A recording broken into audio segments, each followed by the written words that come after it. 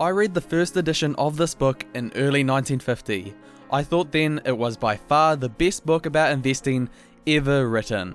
I still think it is. A quote from Warren Buffett. So if Warren Buffett, arguably the greatest investor of all time, thinks it's the best book on investing ever written, we must delve into it. At the start of the book is a preface by Buffett himself. He says if you pay special attention to the invaluable advice in chapters 8 and 20, you will not get poor results from your investments. So in the summary, we're going to delve into the big ideas exposed to us in these chapters. Let's start with chapter 8. Anyone who knows anything about the market knows that it fluctuates. From high to low to extremely high to extremely low, it goes up and it goes down. The intelligent investor should be interested in profiting from these market swings.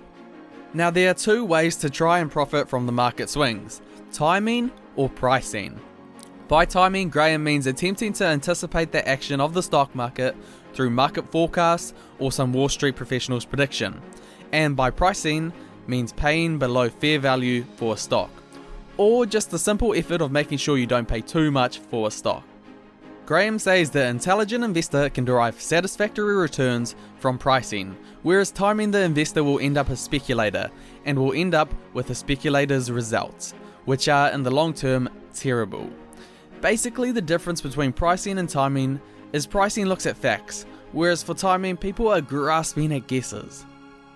One way of pricing the market is looking at the market's price to earnings and price to book ratios. For example, we can look at the S&P 500, which is a good indicator for the market as a whole. When the S&P 500 has really high PE and PB ratios, then it's considered expensive. And when the ratios are lower, it's cheaper. Price the market by buying cheap stocks ahead of trying to time the market through forecasts. Okay, Graham closes this chapter with the genius idea of Mr. Market. He says to think of the stock market as your business partner called Mr. Market. Every day Mr. Market comes up to you and tells you what he thinks your business is worth. Mr. Market can be a bit all over the place. Sometimes he's pretty level-headed and can give you a fair or reasonable value of what he thinks your business is worth. Other times he can be really enthusiastic and offer amazing prices. And sometimes he lets his fear get to him and will offer really low prices for your business. When Mr. Market is offering extremely high prices, then maybe it's worth selling our business to him. Other times when he's offering businesses for extremely cheap, then it might be time to buy. But for the rest of the time, we should just make our own valuations and opinions of our business and hold for the long run. Let's move on to chapter 20. Now let me ask you this. Let's say there's a truck bridge in front of you that has a 30,000 pound carrying limit. Would you drive a 30,000 pound truck across it? Probably not, right? That's too risky. What if they got the truck's weight a little wrong? You would collapse. We'd much prefer to drive a 10,000 pound truck across the 30,000 pound limit bridge. Why? Because this gives you a 20,000 pound margin of safety. Even if your truck was well overweight, it is highly unlikely the bridge would collapse.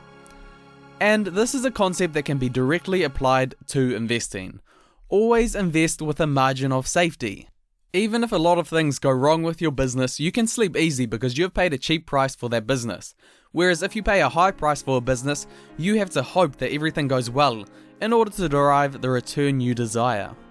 So, the way Graham finds a margin of safety is by comparing the return on the stock he is analysing to the bond market returns, which are the two main places you can put your money. Let's leave out real estate. So, we'll say the stock you are looking at is earning $1 and the price is $10. This gives it a PE of 10. If we divide the earnings by the price, we can see that the stock should give us a return around 10%. Now let's say if we invest in bonds, we get a 5% return. So the difference between the stock and bonds is a 5% return. The margin of safety would be considered 50% because our stock return is double that of our bond return. Even if the stock earns only half of what we expected, we will still get a 5% return, the same as the bond market return. So Graham says a 50% margin of safety is an adequate margin of safety when investing in stocks. So that is a summary of arguably the biggest concepts in The Intelligent Investor. If you can stick to just these few lessons, it is highly likely that you will beat other investors. I'm going to leave a link in the description if you want to buy the book. I've obviously simplified the concepts here and the book has a lot more detail in it. Also, consider subscribing to the channel if you want to grow your knowledge on the way the best investors invest. Remember, don't let Mr. Market rule your investing decisions. Think for yourself and invest with a margin of safety.